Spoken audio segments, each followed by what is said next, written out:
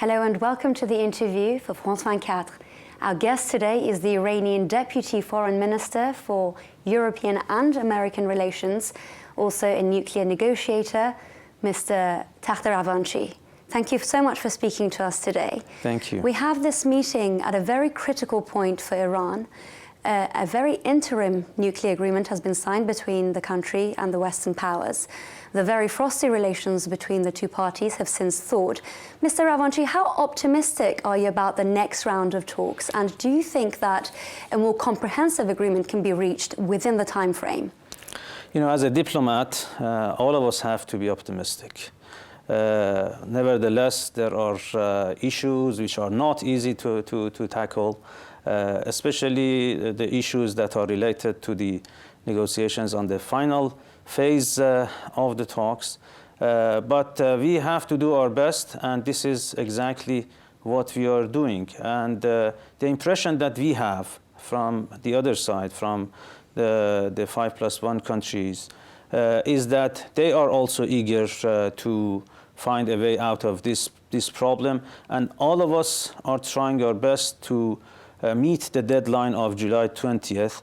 But, you know, it is not really easy to predict what exactly will happen. But we have to do our best, and that is what we are doing.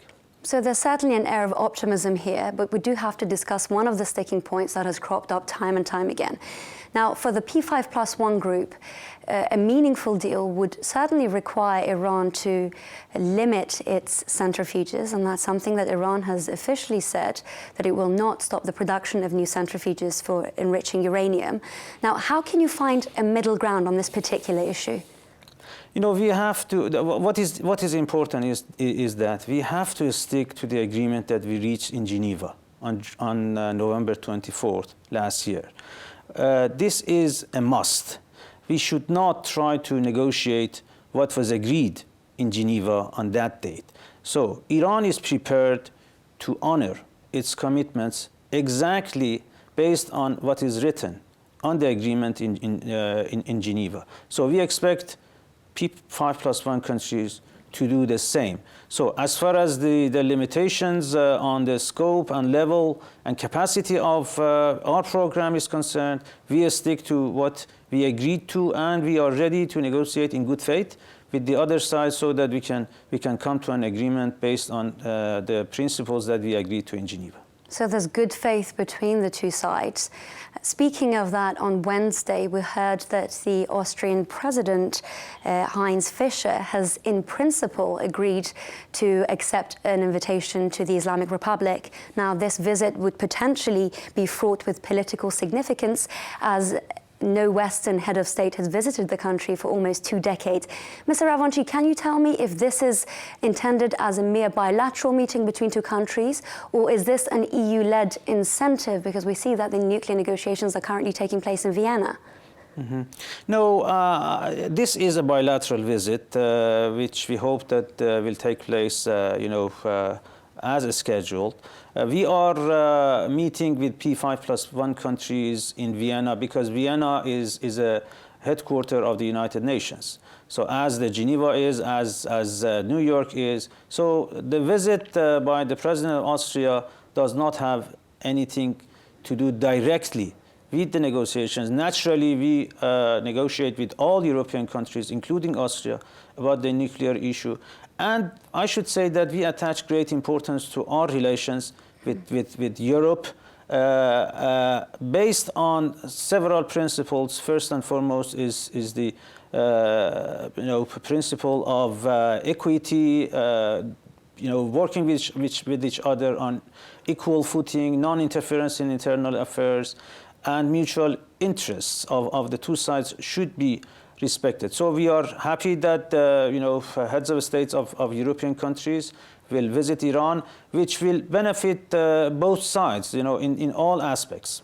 You mentioned that potentially other heads of states will be visiting. Moving on from Austria, I want to talk to you about France, because Paris has incessantly taken a rather tough stance on Iran's nuclear program.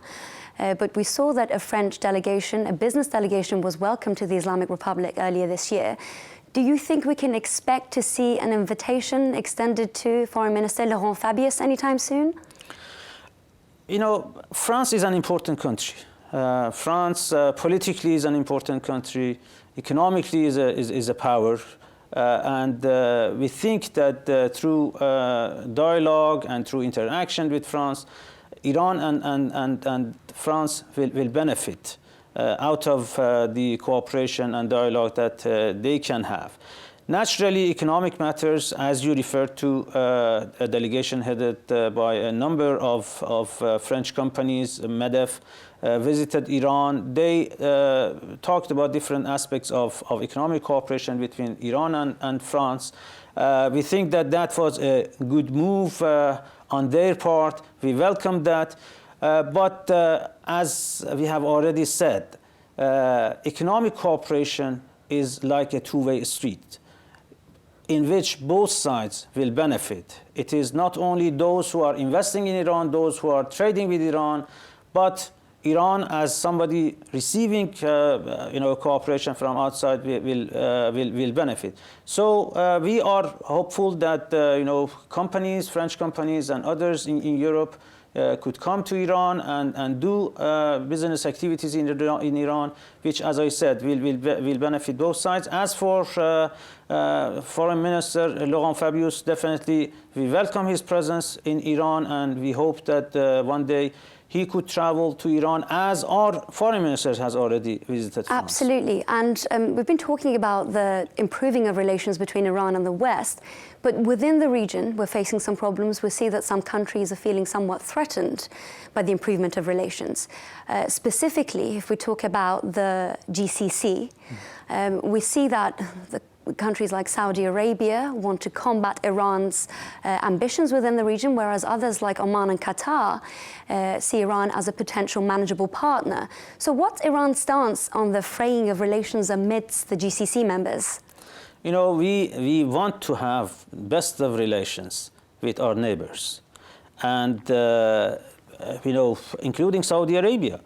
Saudi Arabia is a big country, and we need to establish good brotherly relations with Saudi Arabia. There are many affinities between Iran and Saudi Arabia, historically, religiously, culturally.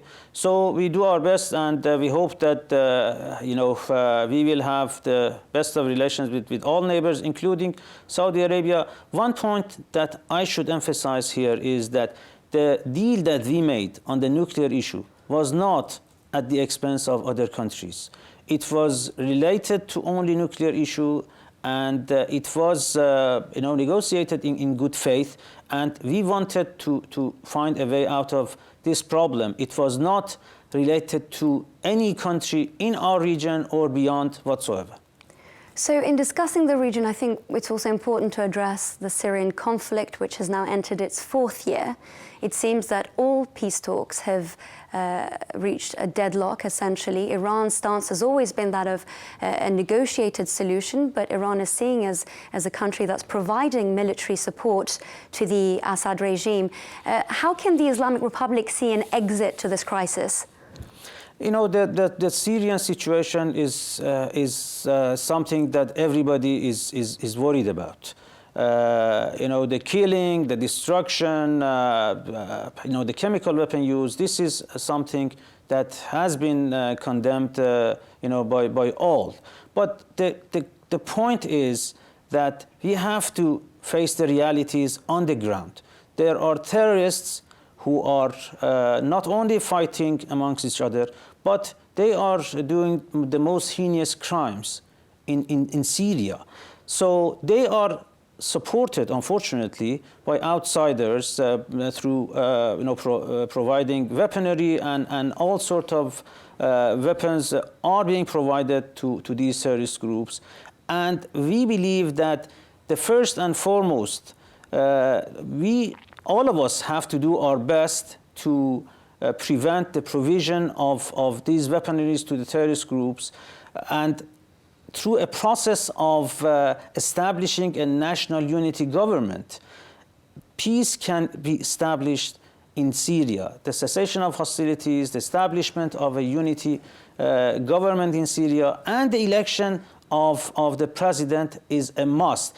But the important thing is that we should not tell the Syrian people whom they should elect as their president. It is up to the Syrians to decide, not others. Absolutely. And last but not least, Mr. Ravanchi, the US on Wednesday declared how troubled it was by Iran's choice of a UN ambassador, Hamid Abu Talebi, known for his potential involvement in the attack and the hostage-taking situation on the US embassy in the aftermath of the Islamic Revolution.